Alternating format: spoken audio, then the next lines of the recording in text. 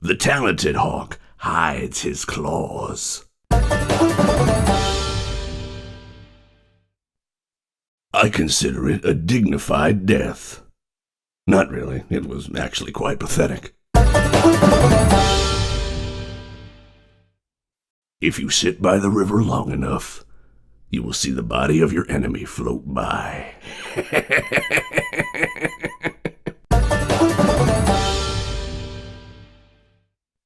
Even monkeys fall from trees. The nail that sticks out gets hammered down. You hear that? It's the sweet, sweet sound of your eternal silence.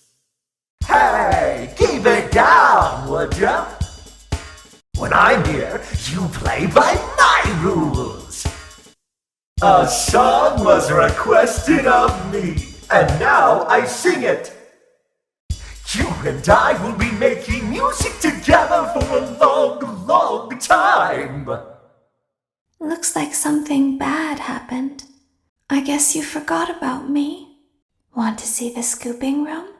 I guess you forgot about me. I could hear you breathing. Admit it, you wanted to let me in. Why do you hide inside these walls? Don't be shy. These are strange circumstances that have brought us together.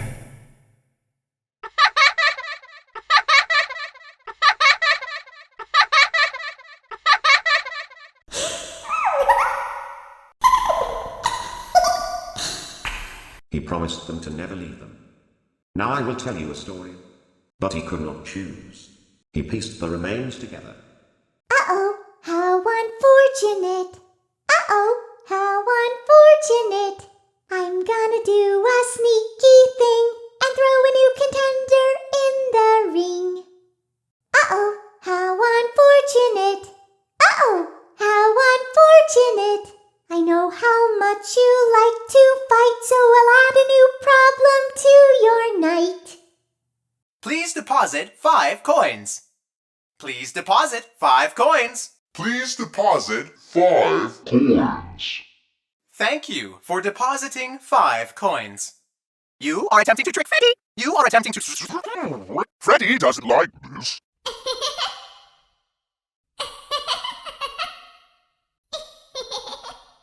I'm ready for my close-up. Say cheese! Smile! Never underestimate the cunning of a pirate. Or a fox, for that matter. I came for ye booty. That be treasure, you know. I can't run like I used to, but I can pull myself apart just fine. So much more spacious in here. I may stay a while. Let me put you back together, then take you apart all over again. Let's see how many times you can be pulled apart. I assure you, I am very real. This time, there is more than an illusion to fear. We know who our friends are, and you are not one of them. I bet you weren't expecting me, were ya? Turn your back for 1 second and I'm like, wazoo! Ninja skills. You and I don't get to talk as often as I'd like. Everyone underestimates me, but then they turn their back and I'm like, boo! And they're like, wah! Move over, Freddy Fazbear. Happy Frog is the new star of the show. We've only just begun. I will never let you leave. I will never let you rest. It seems you couldn't make it to my show, so I brought the show to you. Show times are on the hour, not a moment before and not a moment later. It's time to take your final bow. I'm sorry, but there was never enough room on this stage for both of us. A performance was demanded of me, and now I have delivered. Encore! I always come back. Burn with me. The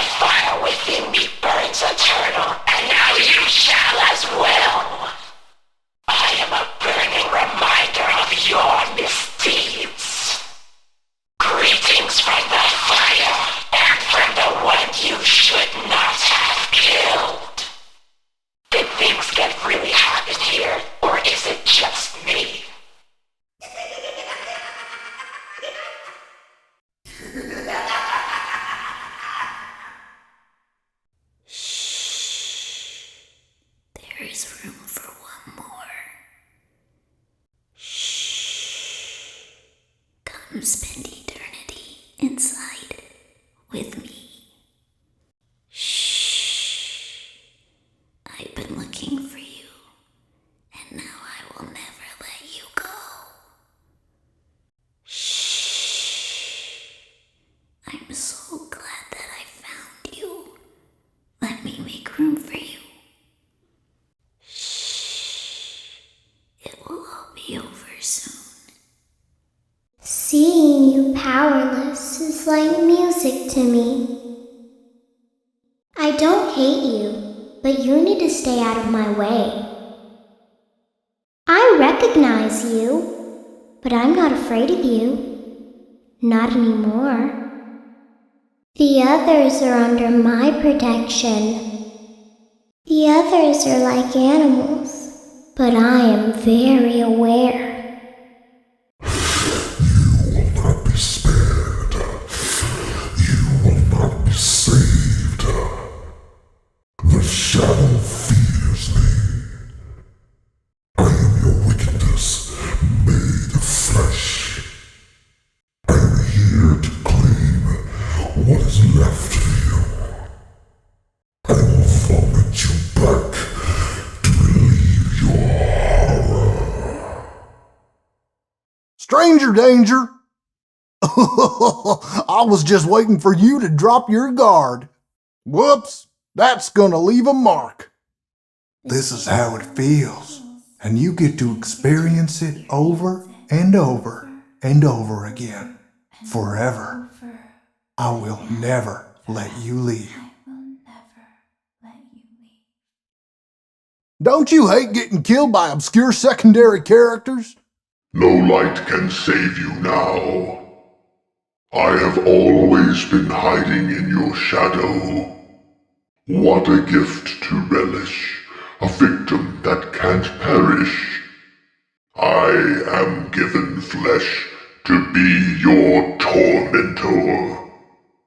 I am remade, but not by you, by the one you should not have killed. You knew I'd get you eventually. There just isn't room in here for both of us. Flash that light on the light. It can't save you now. Come closer. Help me count my teeth. You're not so big. Just a bite-sized morsel.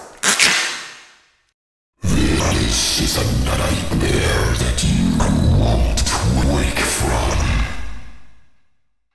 This time, death cannot save you. The nightmare is just beginning. Let's taste death again and again and again. I am the fearful reflection of what you have created. What did you think of my act? I don't get out much, so you'll have to forgive my enthusiasm. I hope you enjoyed the grand finale. Now is my time to shine. He tried to release you. He tried to release us. But I'm not going to let that happen. I will hold you here. I will keep you here, no matter how many times they burn us.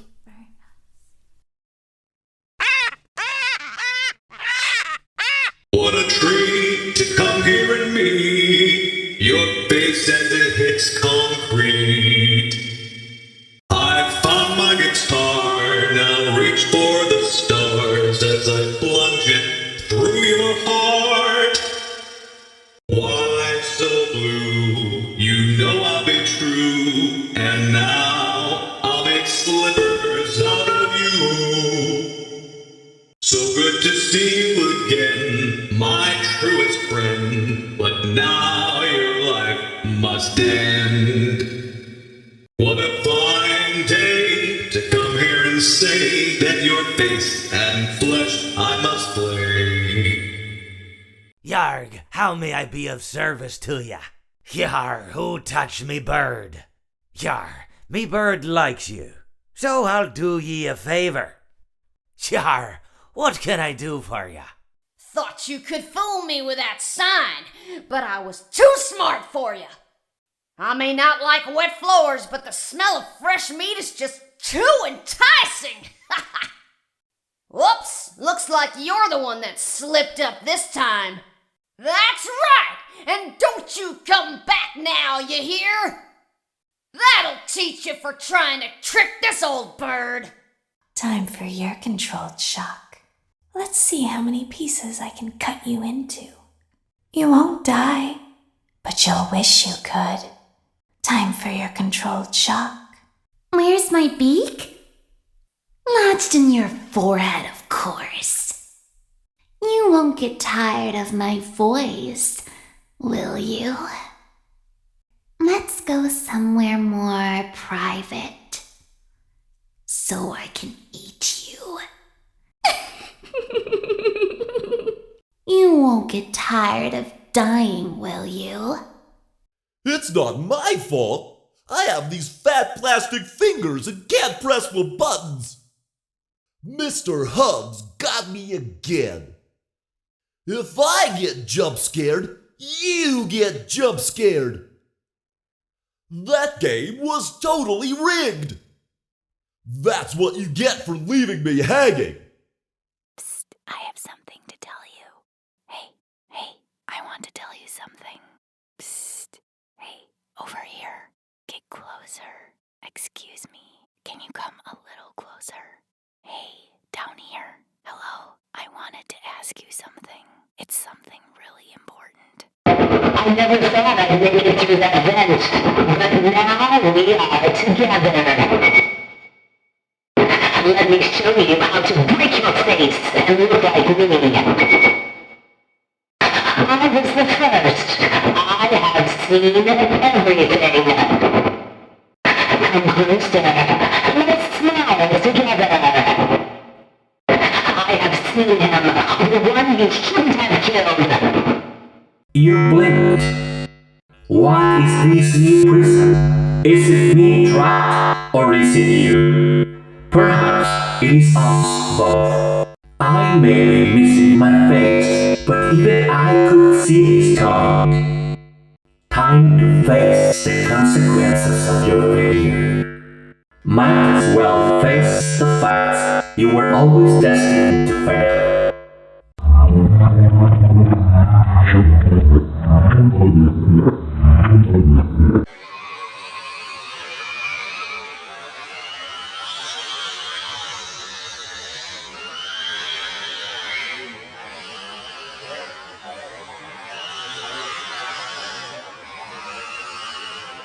My friend, you have met a terrible, terrible demise. But, I don't feel too bad about it. After all, if it weren't from me, it would have just been from someone else, I guess what I'm trying to say is life goes on. Well, for everyone else, life goes on, not for you. You're dead. But that's neither here nor there. It reminds me of one summer day in the park. I was having just a delightful picnic with my good friend Orville. And I said to him, Orville, I have a story. And he said to me, what's the significance of the story? And I said to him, Orville, not every story has to have significance, Sometimes a story is just a story. If you try to read into every little thing and find meaning in everything anyone says, you'll just drive yourself crazy. I had a friend do it once. Wasn't pretty. We talked about it for years. And not only that, but you'll likely end up believing something you shouldn't believe and thinking something you shouldn't think or assuming something you shouldn't assume, Sometimes, I said, a story is just a story. So just be quiet for 1 second of your life and eat your sandwich, okay? Of course, it was only then I realized I'd made sandwiches, and poor Orville was having such difficulty eating it. Elephants have those clumsy hands, Actually, I suppose that's the problem. They don't have hands at all, do they? They're all feet. I couldn't imagine someone asking me to eat a sandwich with my feet. Now, if I recall correctly, there was a bakery nearby. I said to him, Orville, let me go get you some rye bread. Now, I'm unsure if elephants enjoy rye bread, but I assure you that Orville does. Now, this was on a Tuesday, which was good because rye bread was always fresh on Tuesday. They made sourdough bread on Monday and threw it out Wednesday, or rather, they sold it at a discount for people wanting to feed the ducks, and then probably at the end of the day, finally, they threw it all out. I don't recall. I do remember a man who would bring his son to the bakery every Wednesday and then go feed the ducks. He would buy all of the sourdough bread. Of course, you're not supposed to feed the ducks sourdough bread at all. It swells up in their stomach and then they all die. At least that's what I've heard. I never saw any ducks die myself, but I did notice a substantial decrease in the duck population over the course of a few years. I just never thought to stop the man and tell him that he was killing the ducks by feeding them sourdough bread. And if you want my opinion on the matter, and I told Orville this as well, if you want to feed ducks, or birds, or any kind for that matter, it's best to buy seed. I mean, when you think about it, breads of any sort don't occur in nature. They don't grow on trees or spring up from the bushes. I don't think birds know what to do with bread. What was I saying? Oh, yes. So I bought Orville some rye bread. What a fine day it was. It seems that you have met your end. What a pity. I don't feel too bad about it, though. After all, if it weren't me, it would have just been one of the others, I guess. I'm honestly just glad to be out of those air ducts. It's not easy for a hippopotamus to fit up there, and not easy to get down either, and not as young as I used to be, as you can see. I used to be able to do all the sorts of things. You're young, you're vibrant, you have that sort of pep in your step. It reminds me of a conversation I was having with one of my good friends, Orville. We were having a nice picnic one day. I believe it was summer. No, perhaps it was... Was it the fall? Yes, it was the fall because the leaves had turned already. But I said to Orville, I says, Orville, I have a story to tell you. And Orville looked at me, kind of odd and said, what's it about? I said to him, not every story has to be about something, Orville. Sometimes a person just wants to talk. Why does everything have to be a story? I said to him. He just looked at me and he said, well, you said you had a story. And, he was quite right. I did, in fact. I told him I had a story. I suppose if a person just wants to talk, then it's best to not announce that you're telling a story. Telling a story does come with its own pressures and expectations, I suppose. After all, if you're just talking to a friend, then there's no more expectations than if you were talking into the wind. Words by themselves aren't expected to carry, aren't expected to stick. But if you announce you're telling a story, well then, there'd better be a point to it all, No one wants to sit and listen to someone ramble on and on and on with absolutely no end in sight. So, it's good to be mindful that when you tell someone that you're about to tell a story, that you have something to say. Telling someone that you're going to tell them a story is tantamount to asking them to stop what they're doing and pay attention. You're basically saying, hey, buddy, stop everything. Stop what you're thinking. I have a solution to everything. And, well, I didn't really have any story to tell. In hindsight, I probably just misspoke when I said that I had a story. I think it would have just been better to tell Orville that I wanted to tell him something rather than tell him that I had a story. But, even then, it might have put too much importance on the whole thing. Either way, it was quite a nice day. I remember that we were drinking tea. Well, it seems that your journey has ended. Very sorry about that. It was always going to end this way, of course. If it weren't by me, it would have just been by some other, terrible thing. Just, you could not imagine how terrible it would be. Just, I get scared thinking about it. I'm glad it's not me. It reminds me of a time I was speaking to my good friend Orville. We were sitting on a park bench watching the pigeons. I was on the left, he was on the... Oh, wait, was I on the right or left? Anyways, it doesn't matter. We were sitting on there watching the pigeons. And I said to Orville, "Friend, those birds are frozen." And he kind of looked at me like I'd lost my mind. But I reminded him that it was winter, and often birds will sit in a tree until they freeze. And then they sort of fall to the ground until the sun warms up and they can, move around again. So I said to Orville, "You might as well save those breadcrumbs until the birds thaw, because they can't very well enjoy them in the condition they're in."